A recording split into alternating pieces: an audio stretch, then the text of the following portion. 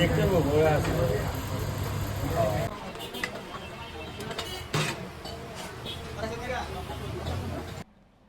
আজকে ভীষণ গরম পড়ছে, এদিকে আমি আর জিসান আমাদের বড় ভাই মাসুম ভাইয়ের কাছে আবদার করছি যে ভাই আজকে মুক্তার বিরিয়ানি খাবো। আর এমন জোরাল আবদারে আসলে না করার কোনো সুযোগই ছিল না ভাইয়ের কাছে। দুই ভাইয়ের দুই মুক্তা, তো দক্ষিণা কিচেনের সাথে যে মুক্তা সেটা দেখলেই নাকি সবাই এরকম করে ওঠে যে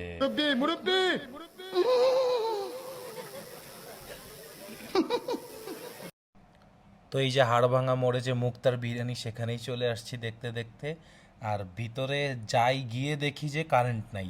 কারেন্ট না থাকার পরেও দেখতে পারি যে পুরো জায়গাটাই ভরা। এরপরে আমরা প্রায় 10 থেকে 15 মিনিট দাঁড়িয়ে থাকার পরে জায়গা পেয়েছিলাম।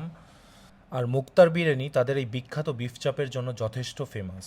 বিফ চাপের সাথে পোলাওয়ের কম্বিনেশনটা বেশ ভালোভাবেই যায়, তাই আমরা সবাই বিফ চাপের সাথে পোলাও অর্ডার করেছিলাম।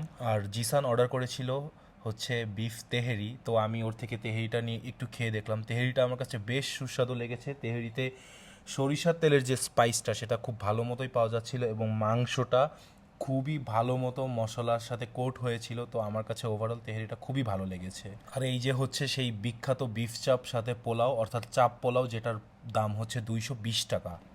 চাপের মাংসটা বেশ সফট ছিল, হাত দিয়ে চাপ দিলেই ভেঙে যাচ্ছিল। আর এই যে আমরা কাবাব চেয়েছিলাম, তো কাবাবও দিয়ে গিয়েছে।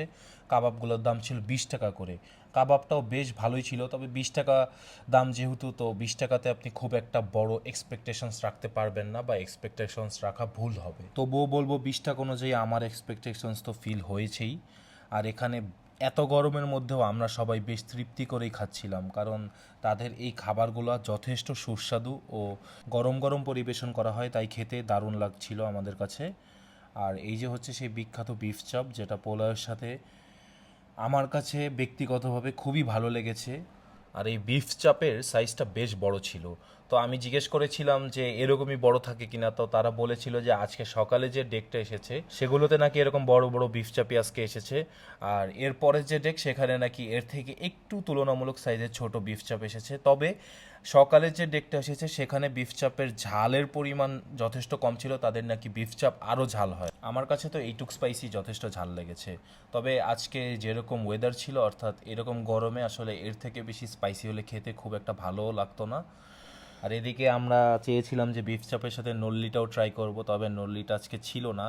তবে আমরা খাওয়া শেষ করার পরপরই তাদের আরেকটা নতুন হাঁড়ি বা ডেক চলে আসে। আর এই বিফ চাপের হাঁড়িটা দেখলেই বুঝতে পারবেন যে আসলে বিফ চাপটা কতটা স্পাইসিভাবে ওরা আসলে বানায়।